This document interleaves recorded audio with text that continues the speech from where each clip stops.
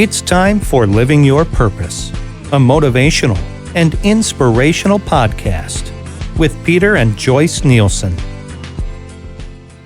Hey everybody, it's Peter Nielsen. Welcome to Living Your Purpose podcast. I'm with my lovely wife Joyce, and we're happy that you're here. Whether you're tuning in on the West Coast, the East Coast, we have a lot of friends up in Canada. We just thank you. If you're a new time listener or you're watching on YouTube, you like this content, just press the subscribe button below. You know, last week or the week before, we were talking about cardiovascular fitness, a walking program. We got some email, and the question was a simple one. You know, Peter, what type of shoe should I be wearing for my physical activity? Thought it was a great question. So I want to really kind of just give a 101 on how to pick the right shoe and also when to change it. And it's so vitally important. I remember when I was training for Teenage America in Brooklyn, New York, I came from a very, I come from a poor family, and I was only able to get one pair of sneakers a year.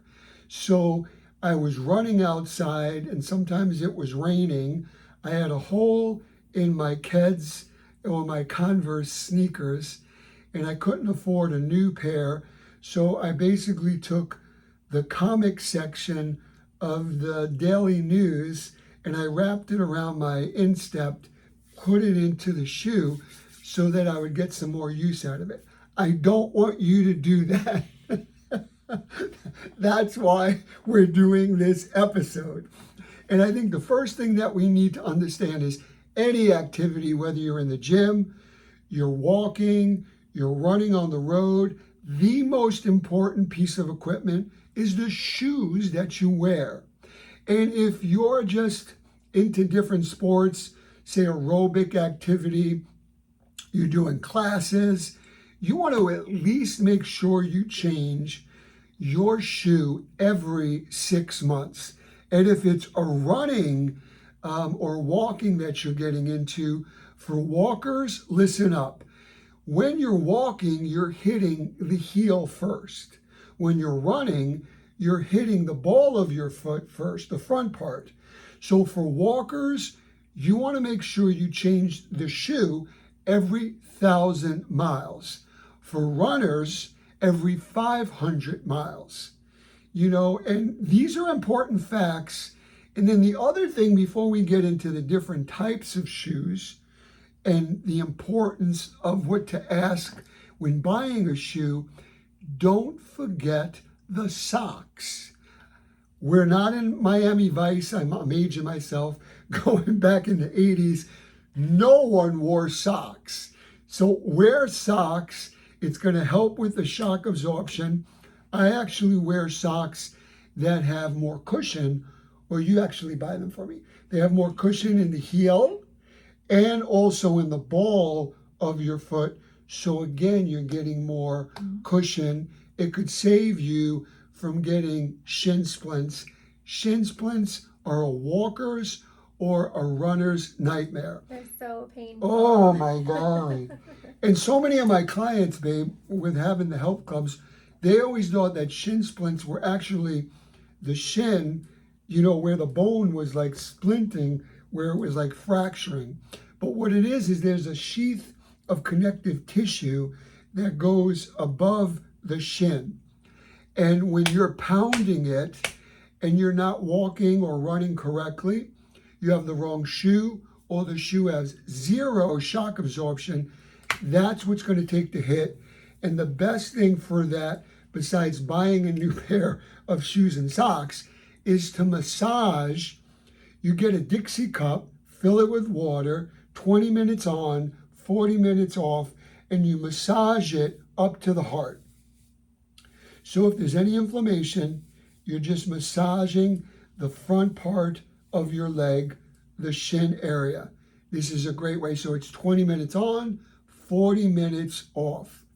The next thing that I really want to go over, you know, which I think is so vitally important, is the type of shoe for your chosen physical activity. So let's just take basketball first. Basketball, you have more of a high top. And this isn't even a true high top. A high top would come about another, say, 2 inches. And I'm doing this for the people that are watching on YouTube. But people that are listening, a high top will cover your ankles. And the main reason why you want to have a basketball high top, if you're playing basketball, is for lateral movements, so you're not rolling your ankle where you could sprain it or you could injure your Achilles tendon, the back part of your leg that literally controls your whole foot. I've seen many people playing basketball and all of a sudden you heard a pop and the Achilles tendon rolled up to the top part of their calf. Most painful, our friend Tommy, that happened to him while he was playing squash. And it just drops you to your knees, very painful, long recovery.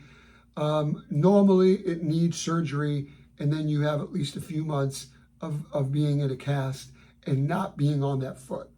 So with a basketball, you want to make sure that it has tremendous amount of cushion. So if you're jumping or if you're doing plyometric drills for that game of basketball, it's important. So the high top is again great so you're not rolling your ankles. And if you're playing basketball, it's giving you extra cushion, ankle support, traction on the bottom so that you see like all of this for people that are watching, you're really getting tremendous traction because you don't want to be slipping, especially if you're running at a high speed. The other thing is something that I've lived with, and it's a cross trainer. And a cross trainer is something that you wear in the gym. Okay, so I'm guilty of this, and I don't think my mic is working, but hopefully you can hear me. So when I think cross trainers, I thought, that's all I own. I have like 15 pairs of tennis shoes in my collection, and come to find out they're all cross trainers. And there we go, now my mic's working. And I thought cross trainers meant you can use them for everything: walking, running, gym, aerobics, fashion. Right, and trust me, she's got a beautiful, dressing room that has so many shoes and so many sneakers. And then after a 7-mile walk, I'm like, oh, my feet hurt. Yeah, and I'm looking and I'm saying, babe, you're wearing wearing cross trainers. Now, cross trainers, if you can see, it's very, very hard for me to bend this fully. So it has a lot of support and it has stability. So again, this is great if you're squatting, if you're doing walking lunges, where you're dealing with weight and you want that stability. Also, it does have flexibility just in the front part, and it has a nice hard cushion, but 50% less than, say, the next two shoes that I'm going to be talking about, which are your running shoes. And here's a brand, New Balance, and again, I'm not getting paid for this or anything, but you want to get a good pair of running shoes that has tremendous amount of cushion, which is a shock absorption system. They're durable shoes where the inside, even the inside insole, has got a nice cushion. And the running shoe, you could bend more. You see how this is more flexible for, say, that running. This is a great, great shoe, and you want to make sure, and Joyce will talk about it a little later, but you want to make sure that you go into a store and you wear the shoe. And you literally walk around or you run. I literally, when I buy a shoe, I'll run down the aisle looking like, a space cadet, but I'm running down the aisle just to get a feel on my gait. Everybody's gait's different, and a gait is how you land and just the pattern of your steps when you're walking or you're running.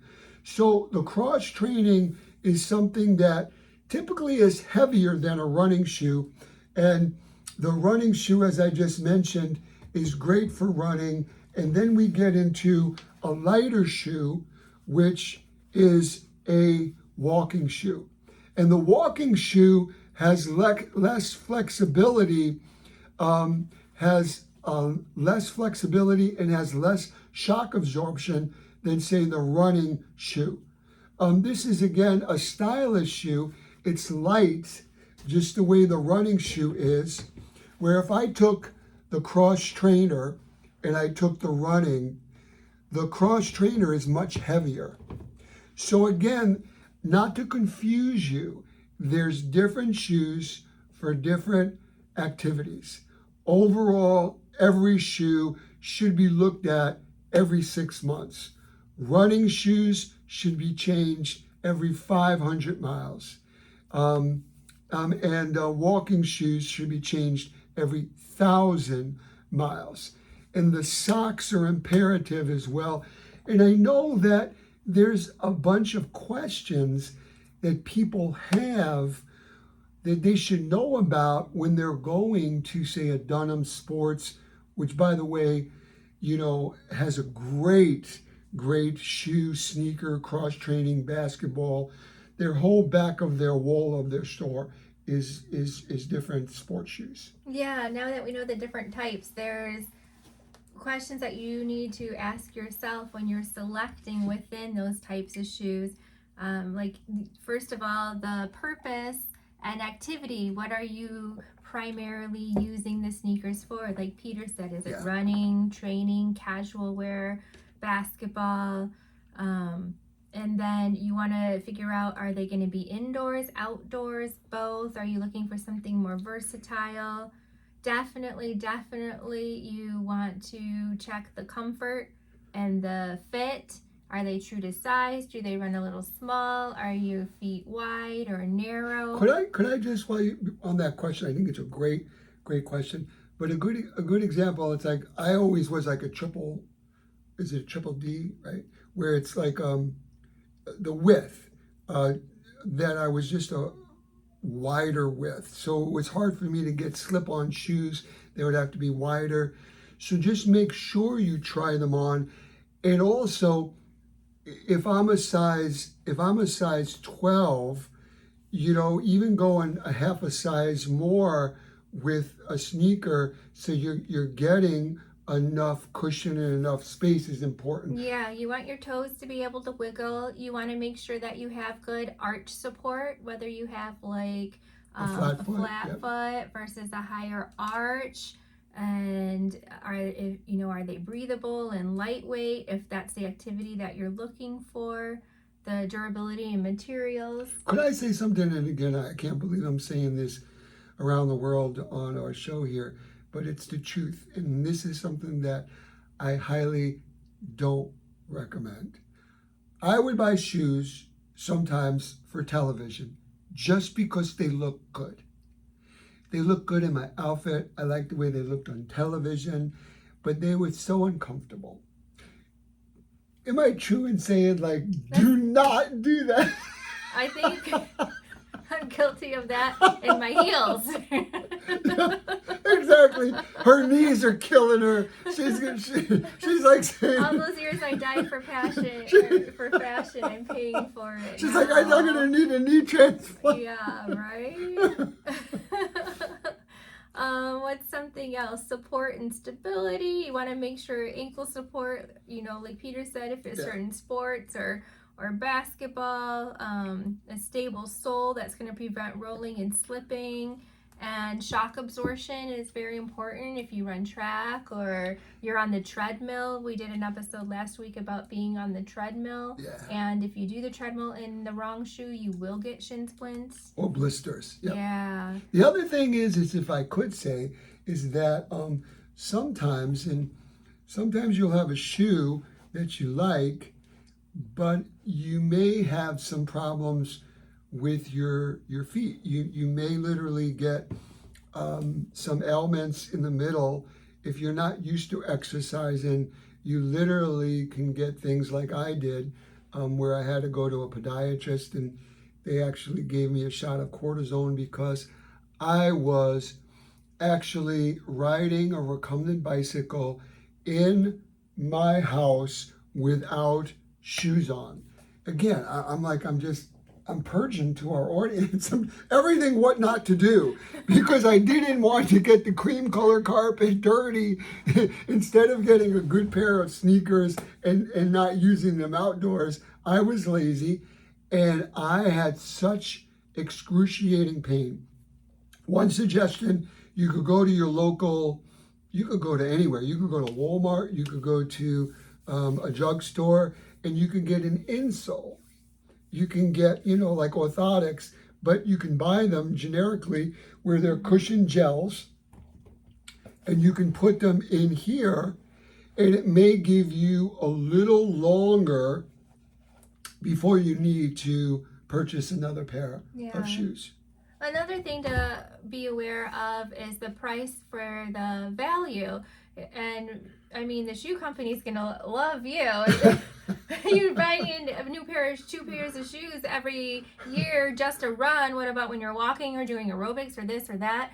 And there's different brands that are going to charge more just because of the logo, but it doesn't mean necessarily that it's a better quality. So make sure you do your homework and you're checking the quality and value of the shoe versus the price that it's being charged. And if a brand's important to you and you want to spend the extra and you can, great, but it's not necessary in order to treat your feet right. I got to say this. I mean, she's so spot on.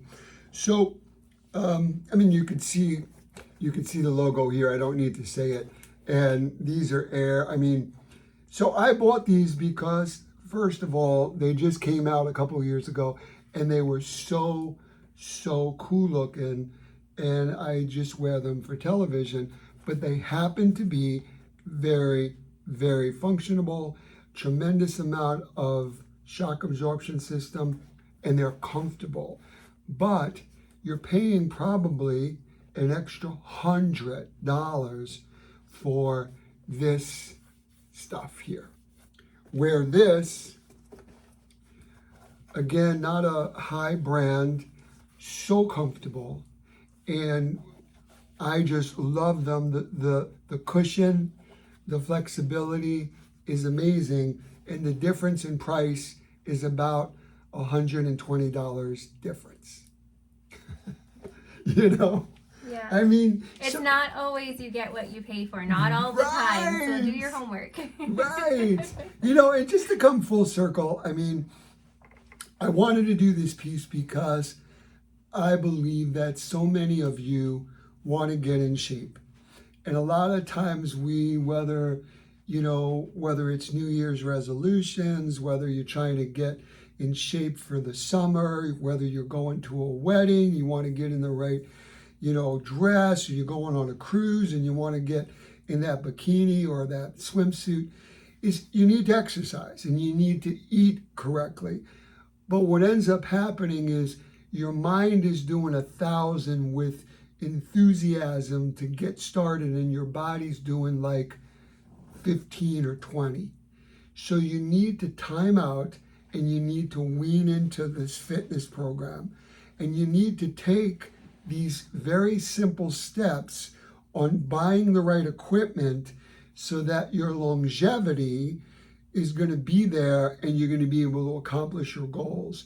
There's so many people that I know that are rambunctious. They buy 2 memberships to a health club. They do everything, and before you know it, before that 90 days is up, whether they're doing a 90-day challenge or in 90 days, your body could really make a transformation. Usually halfway through, they're getting an injury, a shin splint, a twisted ankle, a blister, a corn. And it has everything to do with what Joyce is just saying.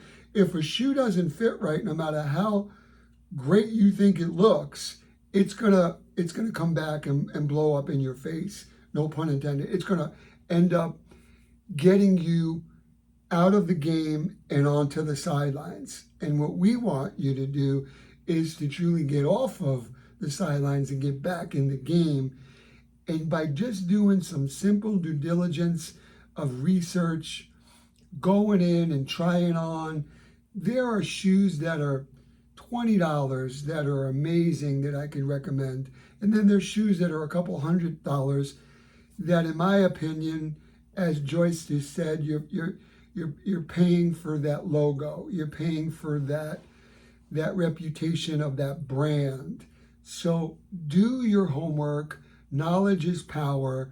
And hopefully this is giving you some insight and preparation so that you can succeed and not fail with your upcoming wellness program, right? I mean, we love to walk. I mean, we walk, 4 or 5 miles a day. And if our feet got injured with a blister or with a twisted ankle or with some kind of inflammation, we're out. We're done. Yeah.